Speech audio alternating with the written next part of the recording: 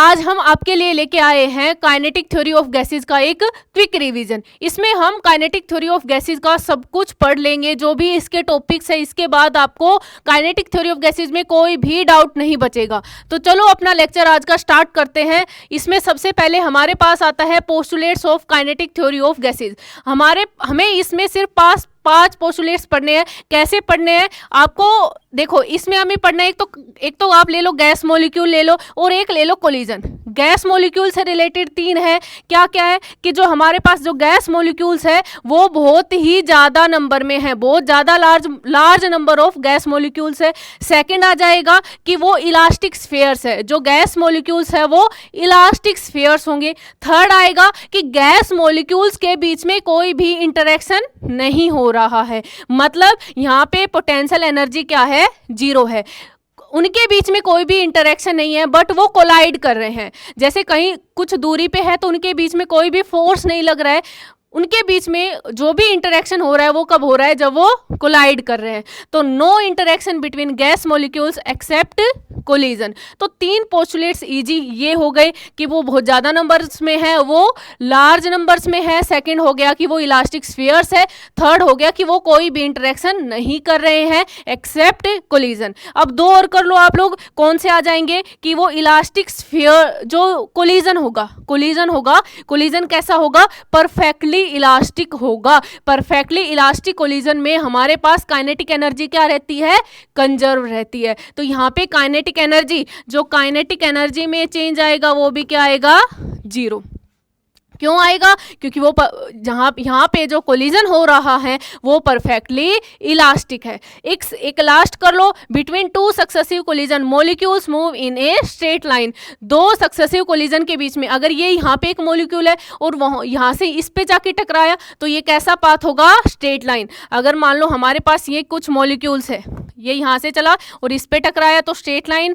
ये दो कोलिजन्स के बीच में जो पार्टिकल ट्रेवल करेगा वो कैसा पाथ ट्रेवल करेगा, स्ट्रेट लाइन मोशन होगा वो। ठीक है, अब इसके बाद हमारे पास आते हैं गैस लॉज।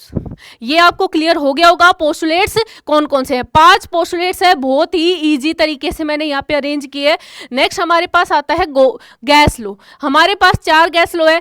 क्या क्या आएगा, Boyle's law, Charles law, Gay Lussac law और एवोगैड्रो लॉ। फर्स्ट हमारे पास आता है बॉयल्स लॉ। गैस लॉ में हम कैसे चलेंगे, हमारे पास 3-4 चीजें होंगी, pressure, volume, temperature and number of moles. Pressure, volume, temperature and number of moles. पहला बॉयल्स लॉ। बॉयल्स लॉ क्या कहेगा कि टेम्परेचर कांस्टेंट है, टेम्परेचर कांस्टेंट है। चार्ल्स लॉ क्या कहेगा कि प्रेशर कांस्टेंट है। गे-लुसेक लॉ क्या कहेगा कि वॉल्यूम कांस्टेंट है। और एवोगैड्रो लॉ हम बाद में करेंगे, पहले ये 3 कर लेते हैं।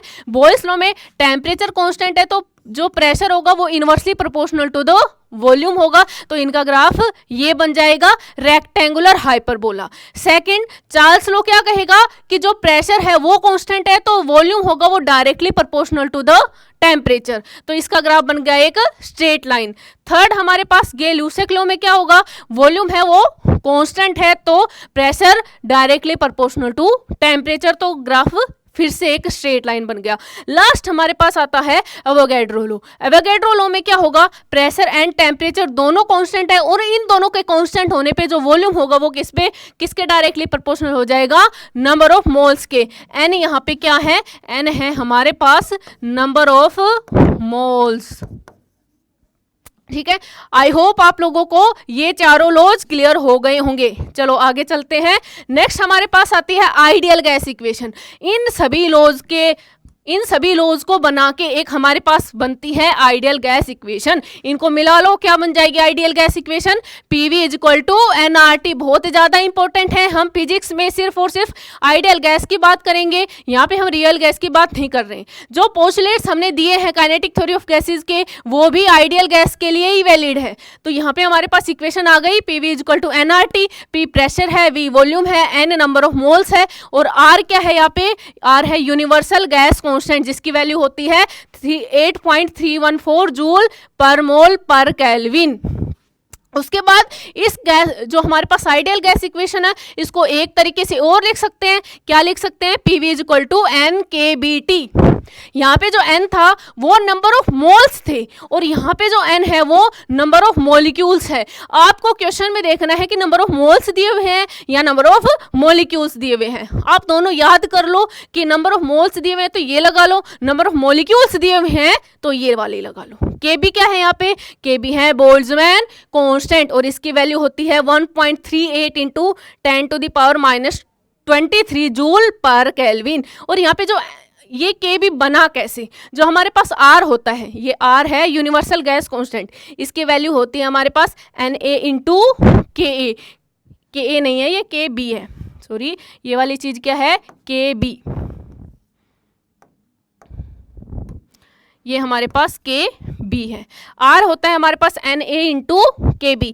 Na हमारे पास एवोगैड्रो नंबर है और Kb हमारे पास बोल्ट्जमैन कांस्टेंट है। तो यहाँ पे हमने R की वैल्यू पुट करी तो यहाँ पे हमारे पास ये इक्वेशन बन गई PV is equal to NKBT। Capital N है यहाँ पे, ये क्या है? Number of molecules. डायरेक्ट याद करो, नंबर ऑफ मोल्स के लिए ये, नंबर ऑफ मॉलिक्यूल्स के लिए ये। अगर हमारे पास मान लो जो यहाँ पे जो N होता है वो किसके इक्वल होता है?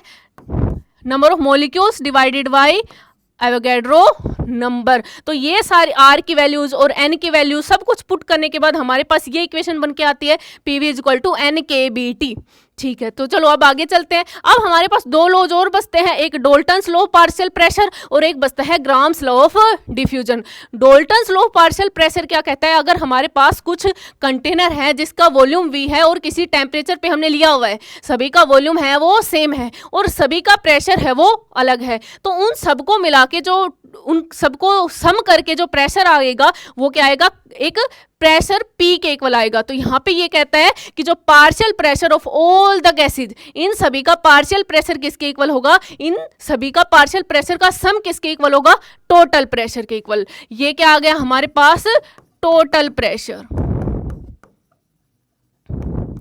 टोटल प्रेशर किसके इक्वल आएगा? इन सभी के पार्शियल प्रेशर के सम के। ठीक है, नेक्स्ट हमारे पास आता है Graham's law of diffusion. Grams law of diffusion क्या कहता है? अगर हमारे पास एक कंटेनर में गैस है और वो डिफ्यूज हो रही है, कहीं से निकल रही है, तो वो रेट ऑफ डिफ्यूजन होता है वो किसके इनवर्सली प्रोपोर्शनल होगा? कैपिटल M के। और कैपिटल M क्या है यहाँ पे? Under root of capital M के under root of capital M। M क्या है यहाँ पे? Molecular weight. तो रेट ऑफ डिफ्यूजन होगा वो इनवर्सली प्रोपोर्शनल होगा under root of molecular weight के। नेक्स्ट चलते हैं। नेक्स्ट हमारे पास आता है pressure exerted by a gas. एक गैस कितना प्रेशर एक्सर्ट करती है वो आता है P is equal to 1/3 N into M divided by V into VRMS का स्क्वायर। ये आप लोगों को फॉर्मूला याद करना होगा। यहाँ पे जो हमारे पास N इंटू M, ये हमारे पास M नोट बनता है, अगर आप लिखोगे तो ये होता है total mass. Total mass of gas, ये टोटल मास होता है, आप इसको M नोट भी लिख सकते हैं। P प्रेशर है, N है ये हमारे पास है नंबर ऑफ मॉलिक्यूल्स।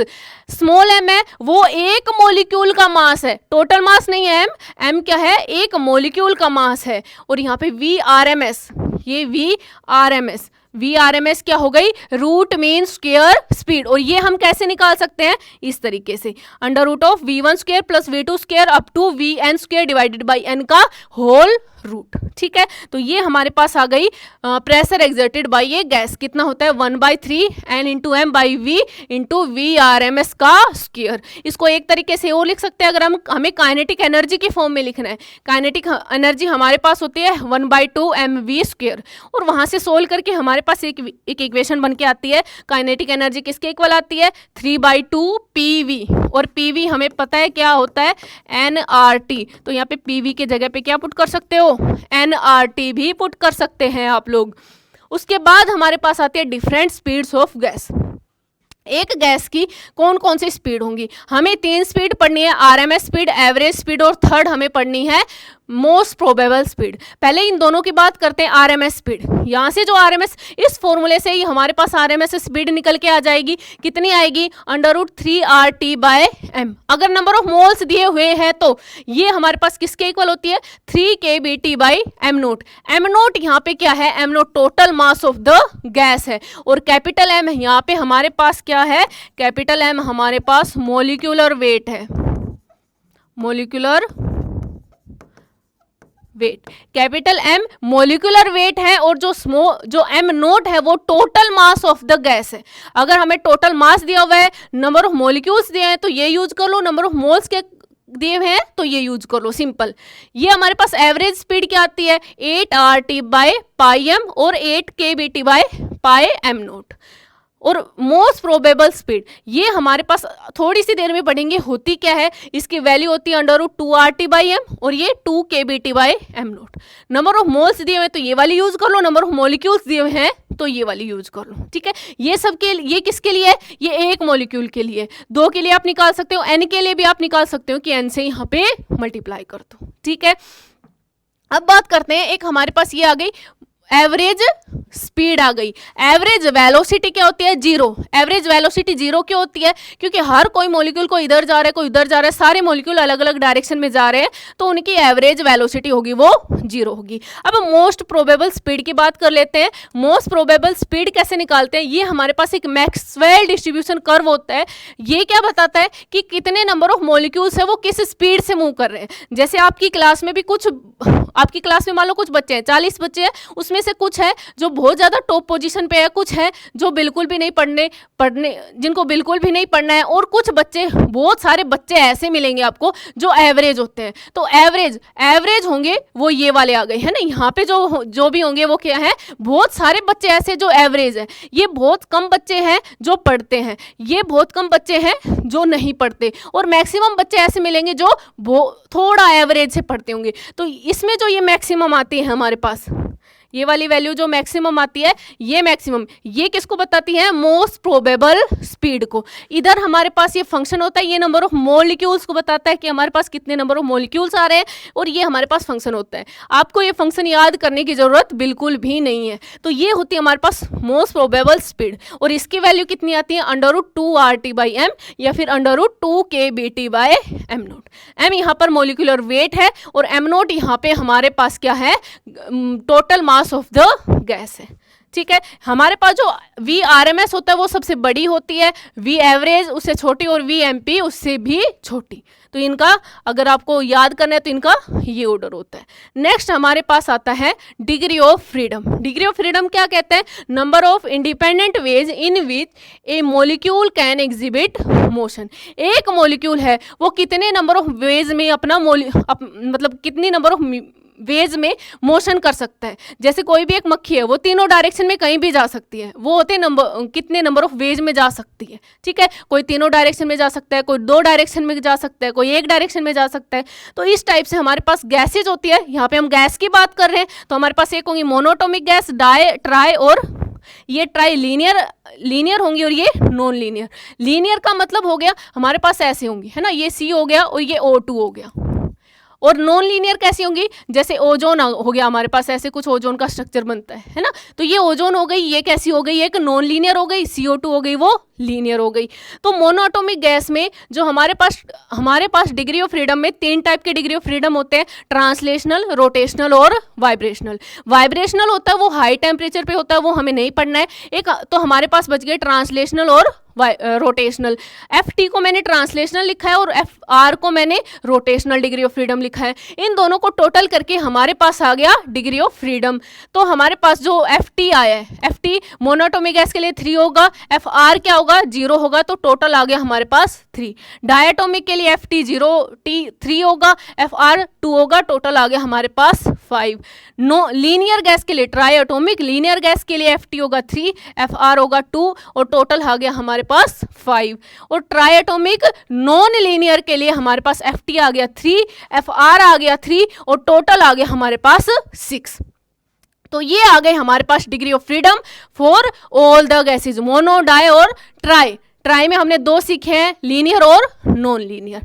नेक्स्ट चलते हैं हम। नेक्स्ट हमारे पास आता है law of equipartition of energy. Law of equipartition of energy क्या कहता है, average energy associated with each molecule. हर एक मॉलिक्यूल के पास जितनी एवरेज एनर्जी होती है वो कितनी होती है, F/2 nRT, या फिर इसको क्या बोल सकते हैं, F/2 nKBT। अगर नंबर ऑफ मोल्स दिए हुए हैं तो ये वाली लगा लो, और मॉलिक्यूल्स दिए हुए हैं तो ये वाली लगा लो, ठीक है। F/2 nRT या F/2 KBT। यहाँ पे F क्या है, डिग्री ऑफ फ्रीडम, जो अभी अभी हमने पढ़ा था डिग्री ऑफ फ्रीडम, F वो है।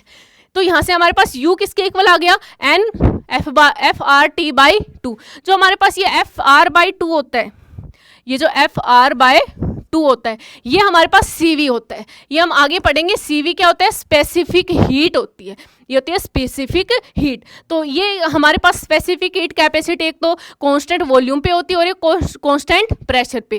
कांस्टेंट वॉल्यूम पे मैंने CV लिख दिया और कांस्टेंट प्रेशर पे क्या लिख दिया, मैंने CP लिख दिया। तो यहाँ से हमारे पास ये बन गया U = NCVT। अगर चेंज देखेंगे तो डेल्टा U बन जाएगा NCV डेल्टा T। तो यहाँ से एक हमारे पास फॉर्मूला आता है CP - CV किसके इक्वल होता है, R क्या है, यूनिवर्सल गैस कांस्टेंट। तो यहाँ पे हमने CV की वैल्यू यहाँ से पूरे से कैलकुलेट करके निकाली, F/2 + 1 × R। F यहाँ पे डिग्री ऑफ फ्रीडम है। ऐसे ही हमने CP की वैल्यू भी निकाल लेंगे। और गामा हमारे पास आता है CP/CV, और गामा एक और यहाँ से निकल के आता है 1 + 2/F। तो ये सारे फॉर्मूले आप लोगों को याद करने, सारे बहुत ईजी है निकालना। CP क्या होगा, CV क्या होगा, गामा क्या होगा, ये 3 चीजें निकालना सीख लो बस। तो इन सब में मैंने सब कुछ दिया हुआ है। गामा क्या होता है हमारे पास, ratio of specific heat at constant pressure divided by volume. ठीक है, चलो नेक्स्ट हमारे पास आता है, ये मैंने एक पूरा का पूरा समरी करके दे रखा है कि इधर हमारे पास गैस है सारी की सारी, ये F है जो हमने अभी अभी निकाला था, फिर उसके बाद हमने CV निकाल दिया जो क्या होता है FR/2, और CP क्या हो जाएगा, इसमें +1 कर दो क्योंकि हमारे पास जो CP - CV क्या होता है R। तो यहाँ से CP निकाल सकते हैं जो आता है F/2 + 1 × R। फिर हमने गामा निकाल दिया CP/CV या 1 + 2/F, कुछ भी करके लिख लो। तो यहाँ से हमने CV निकाल दिया सभी गैसेज के लिए, CP निकाल दिया सभी गैसेज के लिए, और गामा निकाल दिया। ये बहुत ज़्यादा इंपॉर्टेंट है, ये आप लोगों को हमेशा याद होना चाहिए। कभी भी देख लो पूरा जो हम काइनेटिक थ्योरी ऑफ गैसेज करेंगे, थर्मोडायनेमिक्स करेंगे, ये सारी चीज़ें हमेशा काम आती रहेंगी, तो याद कर लेना इसको।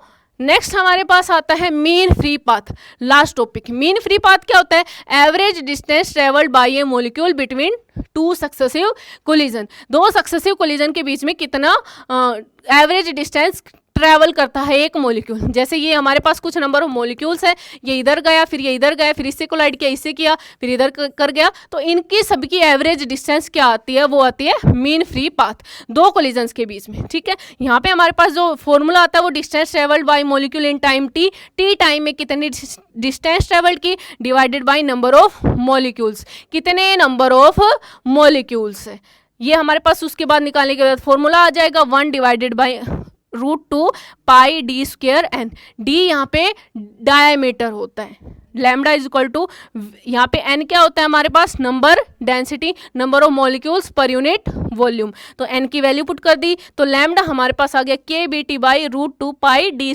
× P। d यहाँ पे क्या होता है, जो मॉलिक्यूल है उसका डायमीटर है, P प्रेशर है, T टेम्परेचर है। तो ये आ गया हमारे पास mean free path, average distance travelled by molecule between successive collisions. ठीक है, तो ये आ गया हमारे पास मीन फ्री पाथ। तो ये हमारा पूरा चैप्टर है वो कंप्लीट होता है, क्विक सा रिवीजन था। अगर आपको डिटेल में वीडियो चाहिए तो हमारे चैनल पे दे रखी है, तो आप वहाँ से जाके देख सकते हैं। Thank you.